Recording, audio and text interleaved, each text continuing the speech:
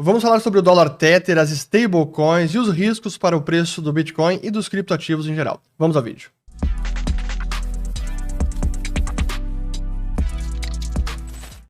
Muito bem, todos aqueles que estão chegando agora aqui no canal. Meu nome é Fernando Urrich, aqui a gente fala de economia, mercados e investimentos. E se você gostar do conteúdo, considere se inscrever ativando o sininho aqui embaixo e também compartilhando esse vídeo. Já fiz vários vídeos sobre o dólar Tether e USDT, vou colocar os links aqui em cima e também na descrição do vídeo, porque esse é um assunto que está aí, é um risco que paira no ar, e à medida que a gente vai tendo mais informações sobre a empresa, sobre a gestão, sobre o relatório de auditoria, a gente pode ir aumentando ou diminuindo o nosso nível de preocupação. E a verdade é que, no meu caso, esse nível de preocupação está aumentando. E esse, para mim, é um fator de risco constante no mercado, e eu diria que esse risco talvez tenha aumentado. Enquanto ele não for resolvido, isso estará sempre aí sendo, na minha avaliação, uma pedra no caminho do mercado como um todo. E a verdade é que a desconfiança com relação a Tether Limited, ela não é nova. No primeiro vídeo que eu fiz lá, eu acho que foi 2018 ou 2017 ainda, eu fiz o vídeo e intitulei Dólar Tether, desconfie, verifique. E a verdade é que a desconfiança inicial se provou correta, porque o último relatório, aliás, o primeiro relatório que a Tether Limited divulgou, comprovando, entre aspas, as reservas de Tether, a gente viu que, olha, eles não têm as reservas que diziam ter. E, aliás, tem bem menos do que diziam, porque uma boa parte dos dólares lá em reservas não são instrumentos líquidos e seguros. Pelo contrário, mais da metade, ou aqui, deixa eu até botar esse na tela, porque aqui a gente tem esse... no vídeo anterior eu falei sobre isso, eu vou colocar o link aqui em cima também, mas eu reproduzo porque é importante nesse arquivo aqui a gente tem, ó. Então, a Tether disse que no primeiro trimestre ela tinha 75% da reserva em cash and cash equivalents, então caixa e equivalentes de caixa. Agora, se a gente abrir aqui, 65% desses equivalentes de caixa é aqui, ó, 50% significa, 50% daqueles 75% significa commercial paper, letra de crédito, que nós não temos nenhuma informação sobre a real qualidade desses papéis, ou seja, há um desconhecimento completo. Portanto, é preciso desconfiar que não haja reserva suficiente caso houvesse pedidos de saques dos Tethers todos emitidos. E o ponto é que o que houve de emissão nos últimos meses realmente chama atenção porque assim, é impressionante. Quando eu fiz um vídeo lá em janeiro deste ano, acho que foi janeiro, tinha 58 bilhões de Tethers emitidos. Já estamos agora em 62 bilhões. E no relatório aqui da Tether Limited, deixa eu botar aqui, ó, o de transparências também, entre aspas, né? Aqui eles trazem o total no seu ativo, 62 bilhões, 328 milhões. E se nós olharmos aqui, deixa eu até botar deixa eu ver aqui, deixa eu botar o total do Tether Limited. Eu quero botar aqui o gráfico agora, como cresceu nesse tempo todo.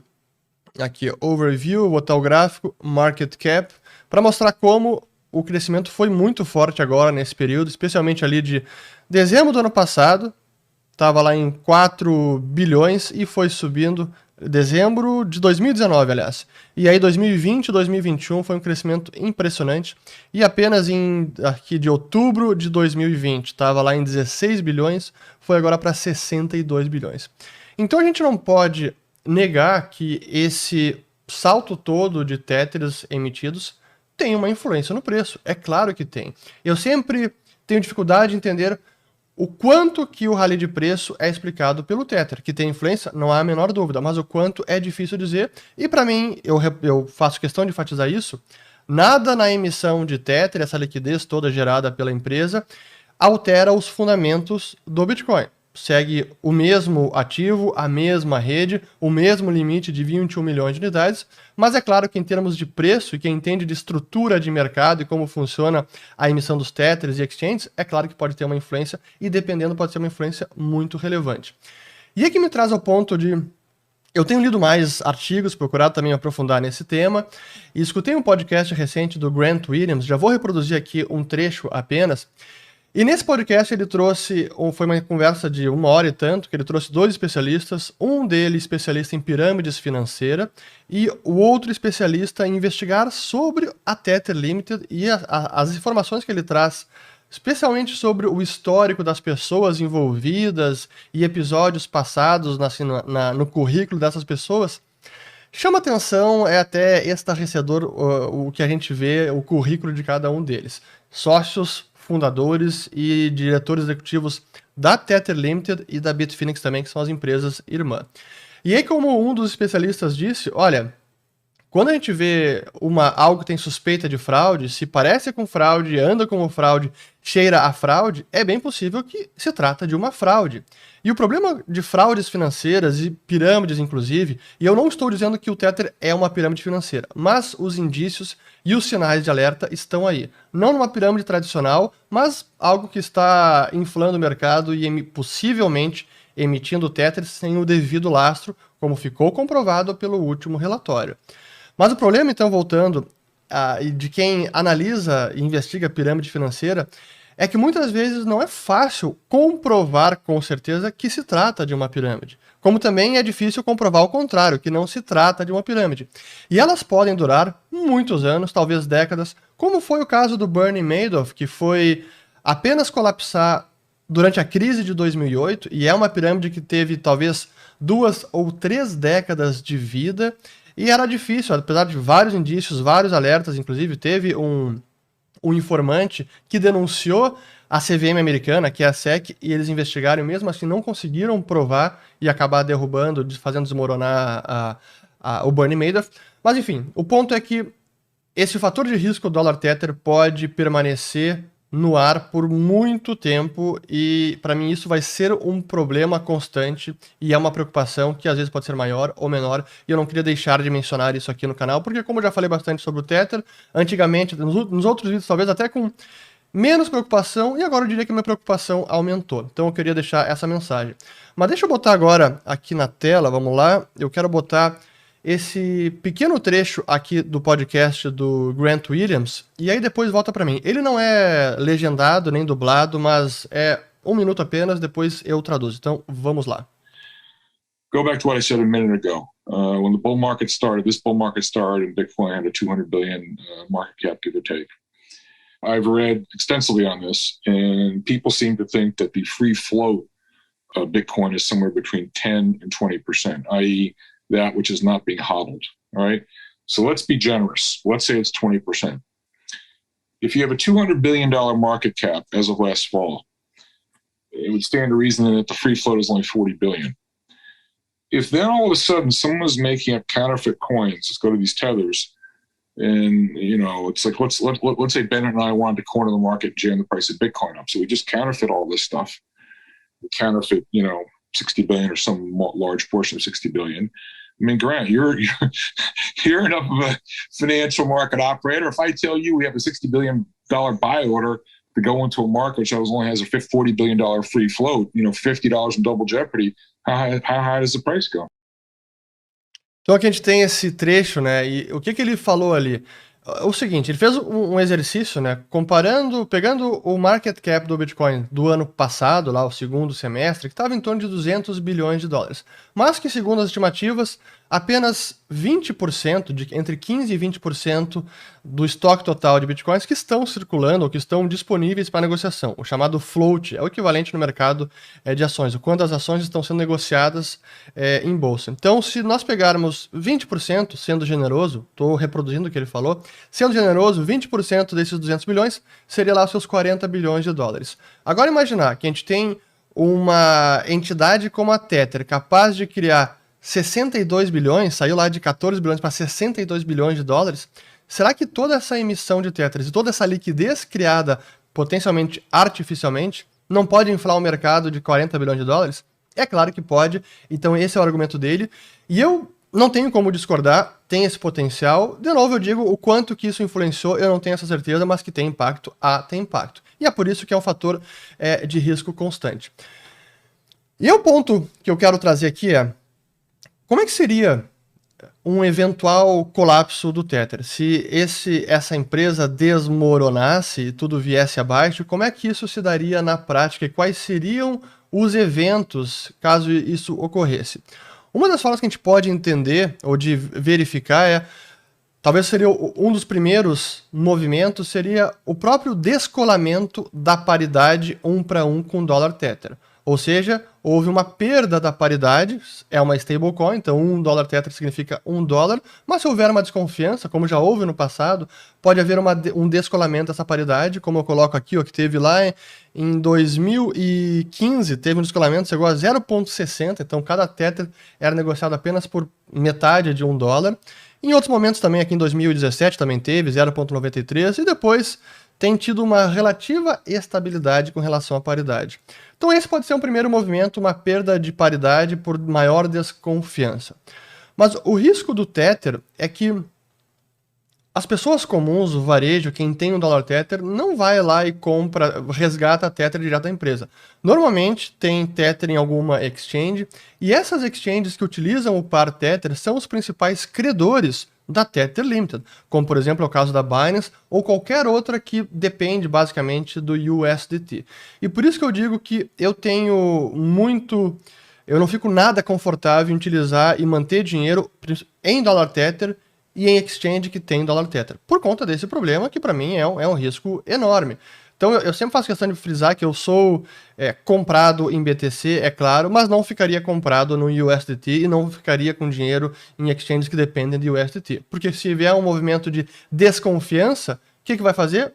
Vão começar a converter do Tether para as criptos nessas exchanges, seja Bitcoin, seja Ether ou qualquer outra, e aí sacar as criptos dessas exchanges para exchanges onde podem ser negociadas em dólar de verdade ou moeda fiduciária de verdade, ou então simplesmente sacar para carteiras próprias, mas tirar o dinheiro das exchanges. Então essas exchanges podem ter problema numa eventual corrida bancária pelo Tether. Então esses são movimentos importantes ou eventos que podem acontecer num eventual colapso do Tether. E aí uma Binance que depende disso, ela que pode ficar segurando a batata quente. Porque se não há as reservas realmente lastreando tudo que foi emitido, e a Binance tenta então solicitar o resgate desses Tethers que estão no seu caixa, ela não vai conseguir. A Tether Limited não terá o dinheiro em caixa para honrar esses saques. Então, esse é um cenário possível, não estou dizendo que ele vai acontecer, e não sei quanto tempo isso pode durar. De novo, eu friso, esse arranjo, ele é muito frágil, mas ele pode durar por bastante tempo, talvez mais um ano, mais 2, mais 5, mais 10, eu não tenho ideia, mas é um fator de risco constante. E aí o ponto seguinte, para a gente acabar esse vídeo, que é algo que eu tenho acompanhado bastante e que significa que tem a ver com o escrutínio maior de governos, de reguladoras, em torno de todo esse cenário aí de stablecoins, esse fenômeno, porque elas cresceram bastante. Não foi apenas o dólar Tether que aumentou em circulação, o USDC, que é o da Circle, que é emitido em parceria com a Coinbase, também aumentou bastante, está em quase 25 bilhões de dólares emitidos, é a segunda maior stablecoin. E o governo, reguladores nos Estados Unidos e no mundo todo, eles estão cada vez mais querendo entender esse mercado, possivelmente regular, solicitando maiores informações, porque de fato a forma que uma stablecoin funciona é como se fosse uma entidade depositária, um banco, uma instituição financeira, e tendo mais de, no agregado, talvez 100 bilhões de dólares emitidos, não é pouca coisa. Já são entidades relevantes no sistema financeiro mundial. E é por isso que isso traz também agora a preocupação por parte das autoridades. E eu vou botar aqui um breve trecho da audiência em que o Jerome Powell, que é o presidente do Federal Reserve, ele participou durante essa semana, foi no dia 14 de julho, estou gravando no sábado 17 de julho, e foi perguntado a ele sobre o Tether e ele deu essa resposta. Então vamos ao vídeo e depois volta para mim. Vamos lá. Okay, thank you. I want to switch to stable coins and pick up where Mr. McHenry left off, specifically on Tether. So in recent months, there's been increased scrutiny of the stablecoin Tether due to concerns regarding the assets backing the coin, particularly the amount backed by commercial paper as opposed to US dollars, which is what they originally said. President Rosengren said that Tether does create a challenge and that we need to take seriously what happens when people run from these instruments very quickly. Do you share these concerns, and how is that the sort of thing that you'll be looking at and providing guidance on with the white paper? Yes, absolutely. Yes. I mean, commercial paper, are short-term overnight obligations of companies, and most of the time they're investment grade. Most of the time they're very liquid. It's all good. But in both of the last two financial, during the acute phase of the crisis, the market just disappears, and that's when people will want their money. So, it's very simple. These are economic activities that are very similar to bank deposits and money market funds, and they need to be regulated in comparable ways. That's how I see it. Então aqui o Powell dizendo que realmente, olha, tem esse lastro em commercial paper, normalmente são instrumentos de qualidade questionável e não são tão líquidos, especialmente no momento de crise financeira como foi no ano passado. O problema do Tether é que há um agravante maior, que são commercial papers de qualidade desconhecida. Nós não sabemos quem são os emissores desses papéis que estão lastreando quase metade ou mais de 62 bilhões de dólares. Esse é o tamanho do pepino, para mim, o tamanho do risco que representa o Tether. E aí, para já encaminhar para o encerramento, essa preocupação maior dos reguladores realmente está suscitando agora o maior escrutínio, como eu disse, e nesta semana a secretária do Tesouro americano, isso foi na sexta-feira, aqui tá dia 16 de julho, a secretária do Tesouro, Janet Yellen, deixa eu até botar um pouquinho maior aqui, ó. Janet Yellen está chamando uma reunião com o grupo de trabalho do presidente sobre mercados financeiros para discutir stablecoins. Então isso está na pauta. E dependendo do que sair dessas discussões, desses grupos de trabalho, seja em nível federal americano, daqui a pouco em nível também do grupo do G7 ou do G20, dependendo do que sair, pode até acabar precipitando uma corrida ao Tether e outras stablecoins não tão seguras, similares ao Tether? Pode. Então, fica aqui o meu alerta e a minha preocupação maior. Não queria deixar de passar essa mensagem, porque como eu já comentei bastante sobre o Tether, e talvez no passado eu tenha menosprezado o impacto do Tether, eu acho que hoje esse impacto pode ser até um pouco maior do que eu imaginava em termos de preço. Por isso que eu repito, não altera em nada os fundamentos do Bitcoin, para mim permanece o mesmo ativo, impressionante e espetacular, e tem muito potencial. Mas se a gente imaginar o médio prazo e longo prazo, enquanto esse fator de risco não for eliminado, dólar Tether, a gente pode ter uma instabilidade e solavancos no meio do caminho. Então não dá para a gente descartar um cenário em que uma corrida no Tether cause uma queda forte, uma correção forte no Bitcoin, no mercado de criptos em geral. Então fiquem também com essa mensagem final. E aí, o último, só aqui, até um parênteses, porque é curioso. Naquele podcast que eu coloquei o trecho aqui do Grant Williams, eles comentam como a Tether está efetivamente criando liquidez do nada e que isso impacta o preço. Mas o que chama a atenção é que essa comparação é a mesma do Federal Reserve, que também está criando liquidez do nada e que impacta o preço dos mercados. Só que veja o que interessante, né? E que por isso que estamos numa realidade muito complexa em termos de mercado, economia e investimentos. Se o Tether criar dólares do nada é uma espécie de falsificação do dólar, criar liquidez artificialmente, o Federal Reserve também criar dólares está falsificando dólares porque ele cria uma liquidez artificialmente e do nada. Só que com a grande diferença em que o Tether tem um limite. Em algum momento os clientes podem lá sacar e exigir restituição dos dólares de verdade e aí tudo pode desmoronar. No caso do Federal Reserve, não há essa possibilidade, os dólares criados permanecem no sistema e o Fed pode criar mais e mais e mais trilhões sem nunca efetivamente desmoronar essa artificialidade da liquidez gerada pelo Banco Central da moeda de reserva do planeta. Fico por aqui e volto no próximo vídeo. E como sempre, perguntas, dúvidas e que mais? E ideias, sugestões, coloquem aqui embaixo nos comentários, críticas também. Os links todos, as referências, vou colocar na descrição do vídeo, também confiram. E volto no próximo vídeo. E não deixe também de ver todos os vídeos que eu já fiz no passado sobre o Tether.